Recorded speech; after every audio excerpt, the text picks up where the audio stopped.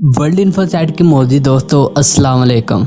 उम्मीद करते हैं कि अब जहां पर भी होंगे हैरो आफियत से होंगे। आज हम जिस मौजू के बारे में बात करने जा रहे हैं वो है महराब मरियम। ये इतना खास क्यों था जिसका जिक्र कुरान पाक में भी आया है। हज़रत मरियम के वालिद का नाम इमरान और वालदा का नाम हुन्ना था। जब बीबी मरियम अपनी माँ के पेट में थी तो इनकी माँ ने एक मन्नत मानी कि मेरा जो भी बच्चा पैदा होगा मैं उसे बैतुल मुकद्दस की खिदमत में लगा दूंगी। चुनाचा जब हज़रत मरियम की विलादत हुई तो आप इन्हें बैतुल मुकद्दस में ले गई। इस वक्त बैतुल मुकद्दस में सब उलमा के इमाम हज़रत ज़करिया मौजूद थे जो रिश्ते में हज़रत मरियम के खालू लगते हैं। हज़रत ज़करिया की अपनी कोई औलाद नहीं थी। इन्होंने इन्हें अपनी परवरिश में ले लिया और बैतुल मुकद्दस में एक महराब बनाकर इसमें रखा दिया। जो वक्त गुजरता गया हज़रत मरियम ने इस महराब में अकेले इबादत करना शुरू कर दी। हज़रत ज़करिया सुबह शाम इनकी देखभाल और इनके खाने का इंतजाम करते। चंद अरसे के बाद इस महराब में करामत जाहिर होना शुरू होगी। इन्होंने देखा कि इस महराब में सर्दियों के फल गर्मियों में आते हैं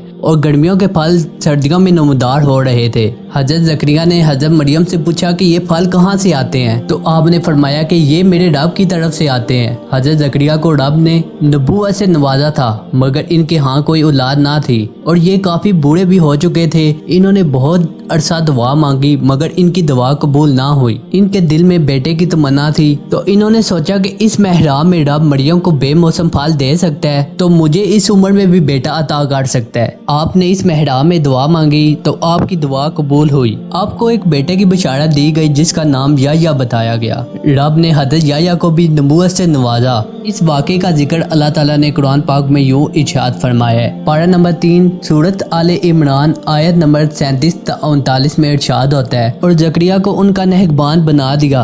जब कभी ज़करिया इसके पास इसकी नमाज पढ़ने की जगह जाते तो इसके पास फल पाते। ज़करिया ने सवाल किया, ए मरियम ये तुम्हारे पास कहाँ से आता है? इन्होंने जवाब दिया, ये अल्लाह की तरफ से है। बेशक अल्लाह जिसे चाहता है बेशुमार रिज़्क़ अता फरमाता है। वहीं ज़करिया ने अपने रब से दुआ मांगी, अर्ज की, ए मेरे रब मुझे अपनी बरगाह से पाकीज़ा औलाद अता फरमा, बेशक तू ही दुआ सुनने वाला है। तो फरिश्तों ने उसे पुकार कर कहा जब वो अपनी नमाज की जगह खड़े नमाज पढ़ रहे थे कि बेशक अल्लाह आपको याह्या की खुशखबरी देता है। अल्लाह की तरफ से एक कलमे की तस्दीक करेगा और वो सरदार होगा, हमेशा औरतों से बचने वाला और सालिहीन में से एक नबी होगा। इससे वाज़ह होता है कि हज़रत मरियम साहिब करामत और मर्तबा वलायत पर फाइज थी क्योंकि खुदा की तरफ से ये फल आते थे। ये इनकी सबसे वाज़ह निशानी है। इससे ये बात वाज़ह होती है कि जो अल्लाह वाला और अल्लाह वाली जहाँ पर इबादत करते हैं तो इस जगह पर अल्लाह की नेमत नाज़िल होती है। इमाम शाफी का फरमान है